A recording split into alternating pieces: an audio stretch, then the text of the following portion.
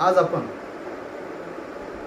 कपाशी या पिकामध्ये खताचं व्यवस्थापन कसं करायचं तर याच्याबद्दल थोडीशी माहिती आपण जाणून घेऊया।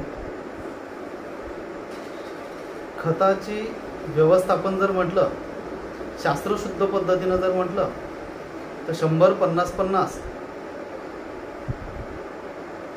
नत्र, स्फुरद आणि पालाश या पद्धतीचं आहे।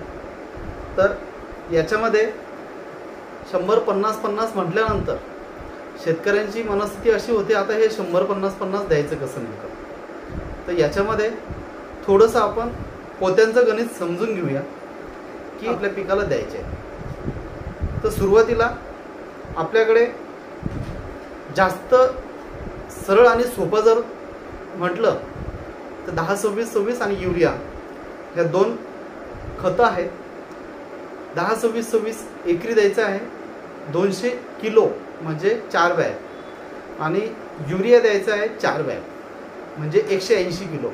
या पद्धतीचा जर तुम्ही एकरी जर डोस जर दिला तर 100-50-50 या स्वरूपामध्ये आपल्या पिकाला तो पोहोचतो। अजून जर सांगायचं जर झालं तर DAP, युरिया आणि पोटॅश हे दोन सुद्धा हे 3 प्रकारचे खतं आहेत।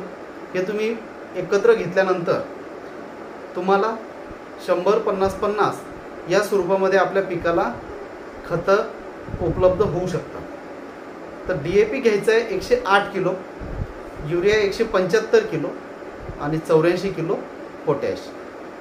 जर या स्वरूपात जर तुम्ही जर खत जर आपल्या पिकाला जर दिलं तर 100-50-50 असं NPK आपल्या पिकाला उपलब्ध होऊ शकतं। अजून सिंगल सुपर फॉस्फेट पण मार्केटमध्ये उपलब्ध आहे।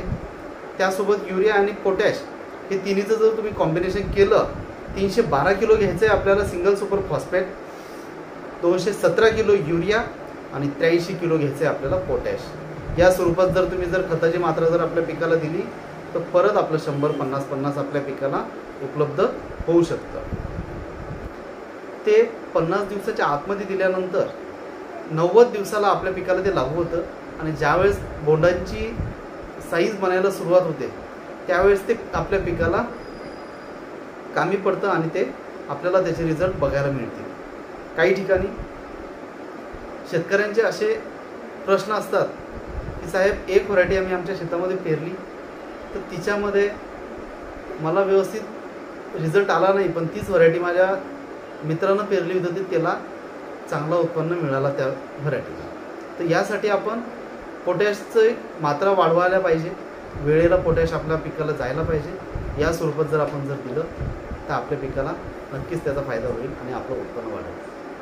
अधिक माहितीसाठी मित्रांनो, न्यू फार्मिंग टेक्निक या चॅनलला सबस्क्राईब करायला विसरू नका। धन्यवाद।